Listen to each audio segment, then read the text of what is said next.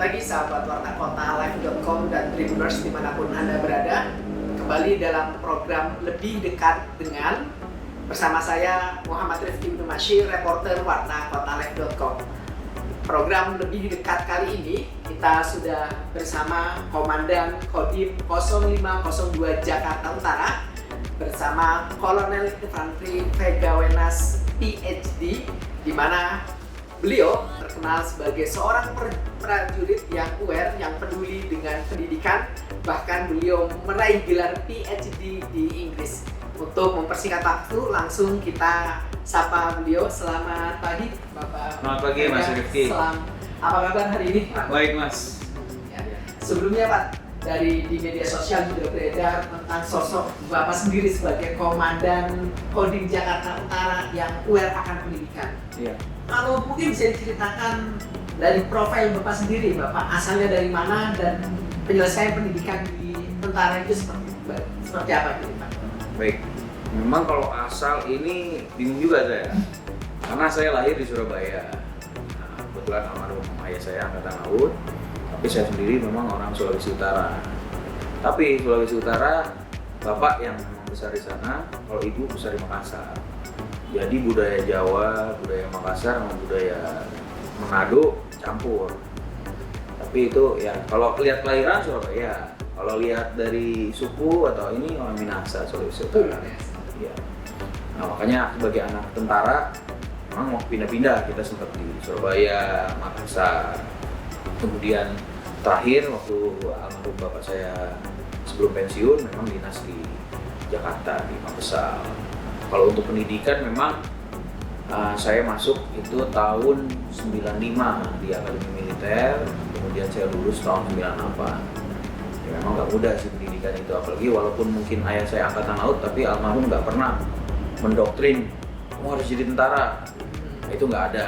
Justru memang sebagai anak tertua waktu itu ada beban juga ya, karena kan saya dengan adik-adik bedanya 1 tahun. Cuma yang paling kecil aja beda 15 tahun. Terus kan almarhum ayah saya angkatan laut ya, pada saat itu kan ya gaji TNI nggak terlalu banyak.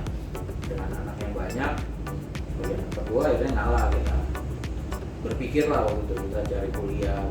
Dan jujur karena tidak pernah diedukasi sama almarhum ayah saya tentang Akademi TNI yang abri waktu itu, ya nggak kepikiran. Tapi waktu kelas 3 pas ada promosi, kebetulan kakak kelas yang sudah lulus kemudian gabung di Akademi Militer datang promosi ini nanti gabung satu, kemudian dengan seragamnya Kopgata juga ya.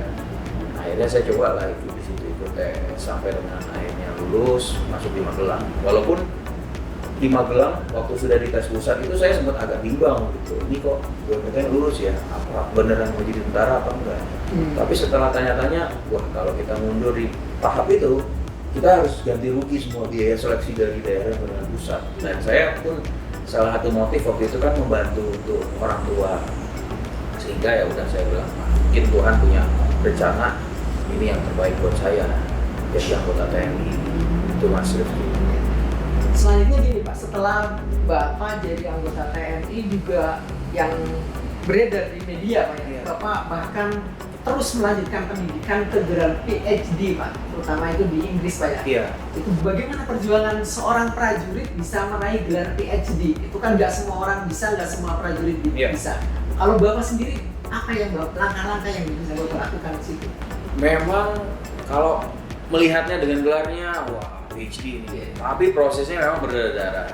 Ya jujur memang saya sebenarnya dengan pendidikan itu sendiri, mungkin pada saat saya lulus itu angkatan saya ada 36 orang yang memang program kasat, kami yang waktu itu kebetulan masuk di peringkat atas lulusan terbaik di Akmil untuk menjadi instruktur. Kebetulan saya 2 tahun di situ, sehingga berkecimpung di lembaga pendidikan itu juga mungkin membentuk saya dengan karakter saya sebagai tenaga pendidik. Jadi walaupun militer, tapi kita juga harus mengajar taktik, mengajar masalah militer dasar, sampai dengan waktu itu saya juga jadi dosen bahasa Inggris. Jadi memang unik. Nah, kemudian juga sebelum saya ke PhD, pada saat itu saya tugas di Poso, saya dapat kesempatan untuk seleksi S2 di Australia. Jadi itu menjadi fondasi awal saya. Kemudian pada saat saya sesko di Amerika, ada program namanya Master of Military Art and Science. Wah ini kok sudah dari tahun 87 sampai tahun 2012, waktu itu berarti sudah 25 tahun, nggak pernah ada lagi yang ngambil. Yang pertama ngambil itu Pak Legend Purnawirawan Agus Wijoyo yang sekarang dubes di Filipina. Saya orangnya yang curious, selalu ingin tahu, kenapa sih kok nggak ada yang pernah ngambil? Apa susah, apa gimana? Ya, bersyukur waktu itu saya mengambil keputusan itu, akhirnya masuk, diterima walaupun memang prosesnya juga berat. Tapi itu yang memberikan fondasi saya untuk kemarin pada saat saya PhD ada gambaran. Karena ternyata programnya dirancang strukturnya sama seperti program doktoral. Nah, dengan ijazah itu akhirnya saya mendaftar, kebetulan karena kan saya juga terdaftar sebagai dosen UNAN. Nah, pada saat 2015 itu ada proses akreditasi sehingga dosen-dosen di encourage untuk dimotivasi untuk upgrade punya S3. Memang nggak mudah juga untuk proses S3 itu di luar, apalagi biaya hidup ya Mas ya. Mas Rifki tahu, Inggris, London setelah Brexit harga naik. Ya. Tahun 2016 setelah istri saya melahirkan, itu di rumah sakit saya ingat beli kue kecil itu harganya 25 pence. Tahun berikutnya begitu kita ke sana kontrol istri, itu harganya sudah 1 pound, which is sudah 4 kali lipat dari kue kecil, belum yang lain akomodasi. Nah yang memang pergumulan yang paling susah itu adalah budaya. Saya belum pernah ke Inggris, jadi harus adaptasi. Kemudian saya langsung bawa keluarga, ada istri, ada anak, biayanya otomatis bengkak. Kemudian yang ketiga, ya otomatis dengan bahasa, walaupun saya mungkin bahasa di atas rata-rata, tapi bahasanya kan bahasa akademik. Nah, terminologi, apalagi kan kita memang dari 2013 sampai dengan 2016 itu ada gap lumayan, 3-4 tahun lah, nggak sekolah kan, juga harus catch up lagi. Dan kalau waktu itu jujur, waktu awal saya ikut program PhD saya agak minder. Ada yang dari lulusan Oxford, Indiana University, dari LSI sendiri, kampus saya, dari Israel, Kanada, Australia, Amerika. Mereka masih muda-muda dan ya cerdas-cerdas juga. Tapi ya bersyukur karena kita mungkin tentara ya, pokoknya time frame-nya harus pas. Terus paksa walaupun kita kadang kurang tidurnya. Tapi ya alhamdulillah saya bisa selesai bersama 3 orang teman saya lainnya, kita selesai on time 4 tahun. Banyak juga yang selesai setelah 5 tahun. Setelah kita itu banyak. Bahkan ada yang juga nggak selesai 3 orang teman saya dalam angkatan. Padahal kalau dilihat mereka orang native bahasa Inggris sehari-hari. Terus mereka lulusan dari Inggris juga. Tapi ya karena kalau mengerjakan PhD itu sebenarnya dengan diri sendiri kita berkompetisinya, mengatur waktu, load-nya, kemudian juga kita coba sesuai dengan timeline itu. Terus kalau menurut pandangan Bapak nih Pak ya, sebagai seorang prajurit yang terdidik dalam tanda kutip, terdidik dalam bidang akademik, seberapa penting itu Pak? Kalau menurut saya penting ya Mas, karena tentara itu ada 3 tripola dasar di setiap lembaga pendidikan, itu ada 3. Yang pertama kepribadian, itu lebih fokus pada karakter. Kemudian yang kedua jasmani, kemampuan fisik. Yang ketiga ini akademik. Sehingga akademik ini punya satu porsi yang memang penting di antara ketiganya. Apalagi kalau kita lihat ya tren pertempuran, perang saat ini, itu kan sudah mempunyai teknologi tinggi, kemudian ancamannya juga multidimensional, beragam, kompleks. Mau tidak mau kita tidak bisa hanya mengandalkan dengkul, tenaga, otot, fisik, tapi kita juga harus menggunakan kapasitas intelektual. Itu makanya saya juga mencoba mentoring beberapa perwira junior atau mantan-mantan anggota saya, termasuk juga dari kepolisian. Sebenarnya kemarin ada beberapa yang konsul, bilang, Bang saya mau PhD, oke. Nanti datang aja ke kantor atau ke rumah, saya sharing. Karena kemarin pada saat berangkat, itu jujur saya otodidak. Nanya jarang kan, bisa dihitung pakai jari lah yang PhD di luar. Tapi ya puji Tuhan sekarang kita bisa transfer lah. Kemarin saya juga baru nulis buku itu, harapannya bukan untuk saya, tapi mungkin adik-adik atau siapapun yang dari militer ataupun sipil yang ingin berangkat, mereka paling tidak ada point of reference. Start awalnya gimana sih? Khususnya yang bawa keluarga, karena keluarga ini kan jarang. Pengalaman saya sebelumnya waktu sekolah masih lajang, ya itu tidur sehari mungkin cuma 2-3 jam. Biografi yang Bapak buat kan memang bahkan Bapak mendorong istri untuk meraih gelar master di sana. Iya. Itu ada kesulitan kah dan ada cerita yang paling menarik Pak? Membawa istri ke luar untuk studi, tapi mendorong istri untuk studi juga Pak. Seperti apa? Saya memang terus terang melihat pengorbanan istri saya waktu itu. Kebetulan istri saya ya Olen tuh pantang menyerah juga sih. Jadi bisa dibayangkan saya dari jam 8 pagi sampai jam 10 malam baru pulang. Nah, dia baru melahirkan, anak nangis, minta susu, dia juga lapar kan. Jadi sambil menyusui, goreng, masak untuk dirinya sendiri, bersihkan rumah. Ya saya melihat itu sebagai bentuk pengorbanan. Apalagi waktu itu kita nggak punya istilahnya keluarga di sana. Teman pun kalau ada lebih individualis karena memang biaya hidup, sehingga orang lebih berpikir untuk dirinya sendiri di sana. Nah, akhirnya saya mencoba untuk memberikan ruang. Apalagi kan saya sebagai ibu persit ini kalau misalnya nanti berangkat sendiri untuk ambil S2 ataupun kuliah di luar, itu izinnya susah. Makanya saya memanfaatkan momentum yang ada selama 4 tahun ini. Masa sih nggak bisa istri saya ikut-ikut sekolah gitu. Ya tentu waktu itu kami nggak punya biaya, tapi kami mencari beasiswa. Makanya saya encourage. Tapi ya itu bukan hanya sekali tes saja, sampai berkali-kali, sampai 4 kali, sampai akhirnya baru lulus. Beasiswanya pun sudah sampai interview, akhirnya nggak dapet. Tapi kita nggak menyerah waktu itu. Saya tetap bilang, udah nggak apa-apa mah. Ya kalaupun misalnya tes kan lumayan tuh, tes bayar 125 pound. Tapi ya udah saya bilang, ini investasi. Karena pendidikan orang tua saya, almarhum bapak dan ibu saya, itu investasi kepada anak ataupun keluarga. Yang penting adalah pendidikan. Kalau materi sekejap bilang, tapi kalau pendidikan ya mudah-mudahan sampai dengan dia mungkin sampai dengan sebelum meninggal pun ilmu itu bisa terpakai dan bisa diturunkan, sehingga udah saya encourage dia untuk kuliah. Ya puji Tuhan dapat beasiswa walaupun mungkin hanya partial scholarship.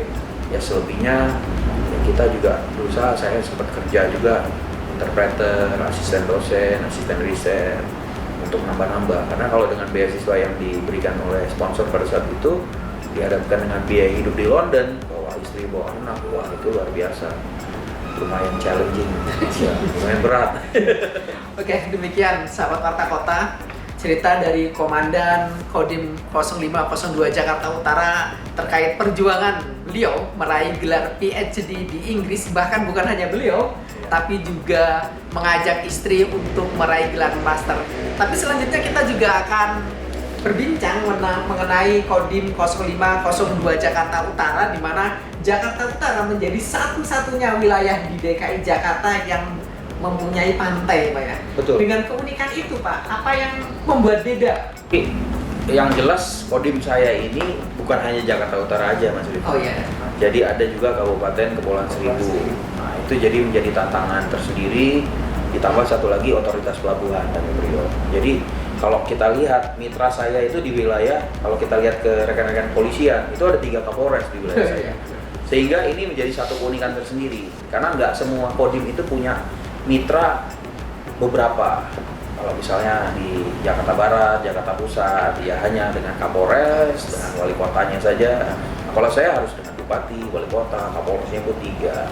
Itu menjadi keunikan tersendiri. Tapi dari wilayahnya sendiri, Mas Rifki tadi bilang garis pantai.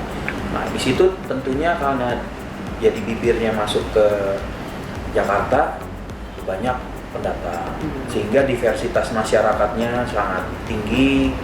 Ya kita tahu lah, masyarakat pendatang itu biasanya kan mereka keras gitu, sehingga kita pun juga harus bisa pintar-pintar menyesuaikan. Mungkin ada yang dari komunitas Makassar, Madura, Bugis, mungkin dari Kawanua sendiri, Jawa, termasuk yang dari lokal Betawi. Jadi ini yang harus dijaga. Nah, bersyukur sinergisitas yang ada saat ini dengan Bapak Wali Kota, Bupati, dengan Kapolres, dan tokoh-tokoh masyarakat, termasuk tokoh agama juga. Ya alhamdulillah sampai dengan saat ini kita sering guyup. Kemudian ada mungkin Mas Rifki tahu yang komitmen beberapa tahun lalu Jakarta rumah kita. Jadi kita lihat sebagai rumah harus kita jaga sama-sama. Kalau ada yang ribut-ribut, ya kita selesaikan dengan baik-baik. Karena Jakarta Utara ini kan sebagai sentra ekonomi juga. Ada pelabuhan di situ. Ya mungkin kalau di Tangerang sana bandara udara, di sini pelabuhan dari laut, dan jujur perekonomian itu lebih banyak masuk lewat laut, shipping, karena volumenya lebih besar, barang-barang masuk di situ, sehingga stabilitasnya harus benar-benar dijaga. Kemudian juga di utara ini kan memang ya bencana alam, orang paling sering kan bilang rob, kemudian banjir. Tapi ya alhamdulillah selama 2 tahun selama saya di sini, kita juga sering patroli dengan Pak Wali itu, ya, kemudian meyakinkan dengan apa yang dilakukan teman-teman di pintu air, di waduk, bagaimana mungkin mengelola air sampai ada counterflow itu, ya alhamdulillah sampai sekarang nggak ada yang signifikan lah. Malah kadang orang-orang bingung, Jakarta Utara nggak banjir, malah Jakarta Selatan, Bekasi. Tapi itulah, itu wujud kolaborasi dan sinergisitas semua unsur-unsur yang ada di wilayah. Kalau kita memang yang selama ini kita kedepankan kan 3 pilar, tapi kita juga berinteraksi dengan pengadilan, jaksa negeri, dan beberapa mungkin rekan-rekan TNI dari Angkatan Laut, ada juga Angkatan Darat di sini. Intinya itu kalau kita kerjanya dikeroyok rame-rame, punya komitmen, pasti bisa.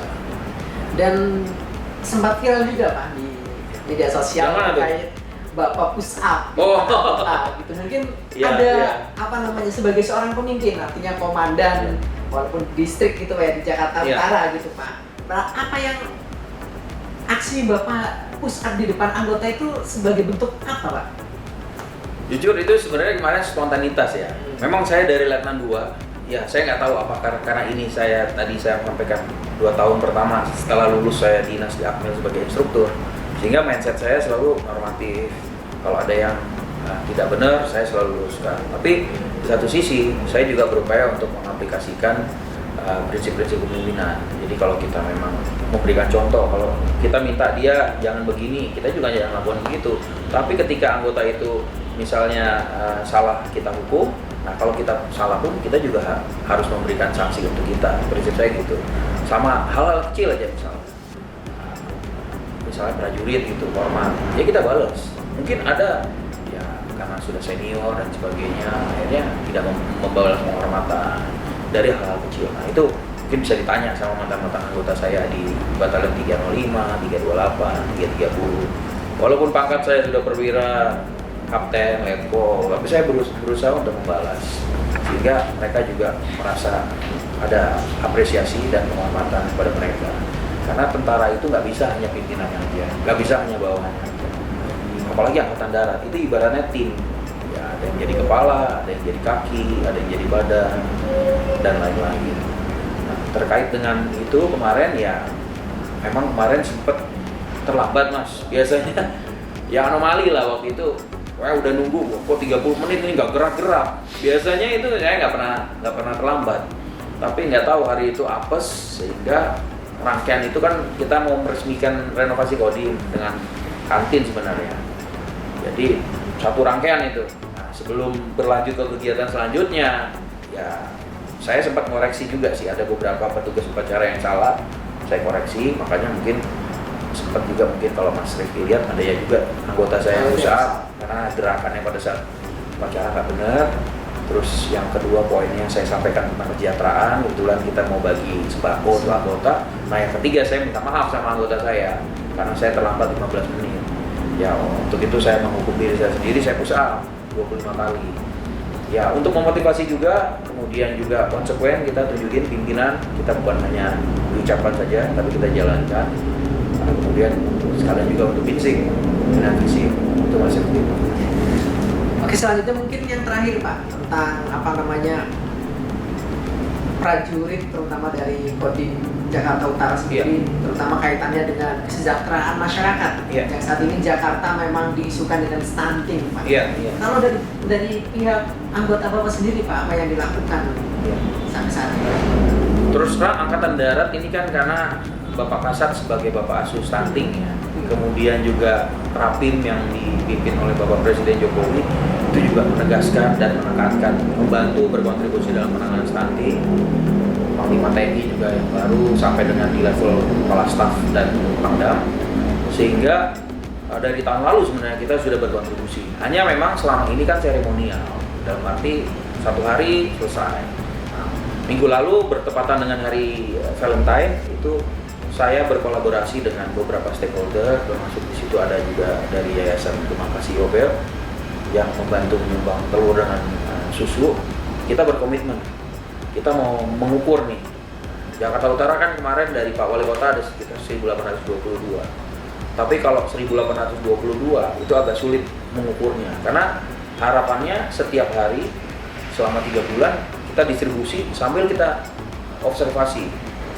Anaknya diminum susu sampai habis, anaknya makan telur sampai habis, sehingga tepat sasaran. Betul, karena selama ini kadang dikasihkan dalam volume yang untuk 1 minggu dikasih, tapi dikonsumsi bukan si anak penderita stunting, dikonsumsi oleh orang tua, kakaknya, sama yang lain. Iya, sehingga tidak tepat sasaran. Nah, akhirnya kurva peningkatan perbaikannya itu tidak terlihat. Nah, ini saya kemarin hari Selasa lalu saya baru kontrol juga di Posyandu, jadi setiap 2 minggu rencananya kita akan ukur sehingga terlihat progresnya. Ada naik berat badan atau tinggi, dan tentunya program yang saat ini dilakukan Kodim itu Babinsa sebagai ujung tombak itu tidak bekerja sendiri. Ada pendamping dari Dinas Kesehatan Kota Madya Jakarta Utara, kemudian ada dari Perlindungan Anak dan Pengendalian Penduduk PPAPP, kemudian juga ada beberapa Babin Kamtipmas kita ajak, sehingga itu rame-rame, bukan hanya untuk Kodim saja, karena saya mau jadikan ini sebenarnya sebagai pilot project. Yang 1822 tadi terlalu banyak, sehingga pada saat koordinasi awal saya bilang resourcesnya bisa dioptimalkan, kita observasi. Kita punya sekarang ada 5 koramil di Jakarta Utara dengan 5 kelurahan. Yang di Koja, Koramil 01 itu di Rawabarat Utara. Kemudian yang di Penjaringan itu di Kelurahan Pluit, Tanjung Priok ini di Kelurahan Sungai Bambu. Kemudian Koramil 05 Cilincing itu di Sukapura, sama yang Koramil 06 itu di Pegangsaan 2. Memang jumlahnya beragam, ada yang 28, ada yang 70, paling banyak Sukapura. Sungai Bambu ini kemarin 51, buat saya nggak jadi masalah, tapi terukur. Sehingga kalau memang ini efektif, mudah-mudahan ini bisa diadopsi di tempat yang lain, di kelurahan yang lain. Dan kemarin juga ada beberapa, dalam arti ya masukan-masukan, kita juga terbuka.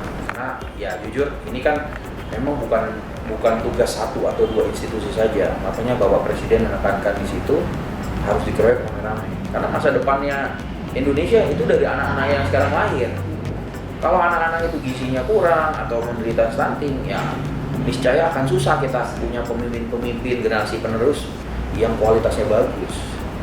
Itu Mas Rifki. Dan yang terakhir mungkin nih Pak, pesan terakhir sebagai seorang prajurit, baik untuk anggota Bapak dan untuk masyarakat, terutama masyarakat Indonesia Pak. Pesan yang singkat dari Bapak. Baik, mungkin pesan saya sebagai Komandan Kodim, sebagai militer, sebagai akademisi, ya bukan hanya untuk anggota saya saja, bukan anggota militer, tapi juga untuk orang sipil. Sebenarnya berdasarkan pengalaman saya, kita nggak boleh pernah berhenti bermimpi besar. Mimpi setinggi-tingginya, kata Bung Karno kan juga begitu ya. Nah, tapi bukan hanya dengan bermimpi saja, kita harus punya komitmen, kemudian kita niatkan, kita usahakan, ya usahakan itu dengan kerja keras, pencapaian, ada upaya yang dilakukan, dan yang terakhir kita doakan. Apapun mungkin agamanya sama lah, ya mudah-mudahan dengan bersentuhan apa yang kita lakukan itu bisa berbuah dan mimpi yang kita idam-idamkan itu bisa terwujud. Ya, apalagi Indonesia ini kan banyak sumber daya ya. Terus manusianya sebenarnya banyak punya potensi. Cuma kadang kita sering minder kalau di luar ya, karena bahasa, karena budaya kita memang cenderung diam. Mudah-mudahan nanti dengan bermimpi besar ada kawan-kawan militer atau sipil yang ingin keluar bisa juga tercapai dan bahkan membanggakan Indonesia. Mimpi saya sebenarnya adalah saya bisa berkiprah di dunia internasional untuk mengharumkan nama Indonesia suatu hari nanti. Ya, demikianlah sahabat wartakotaref.com bincang pagi hari ini, yakni program lebih dekat. Melalui program lebih dekat ini, sahabat Warta Kota dan Tribuners akan diperkenalkan dengan tokoh-tokoh yang sangat inspiratif, terutama di wilayah DKI Jakarta dan sekitarnya. Demikian yang bisa saya sampaikan. Semoga apa yang disampaikan oleh Komandan Kodim 0502 Jakarta Utara, Kolonel Fedgawat Bes, dapat bermanfaat bagi kita semuanya dan kita dapat mendulang berbagai banyak ilmu yang beliau sampaikan.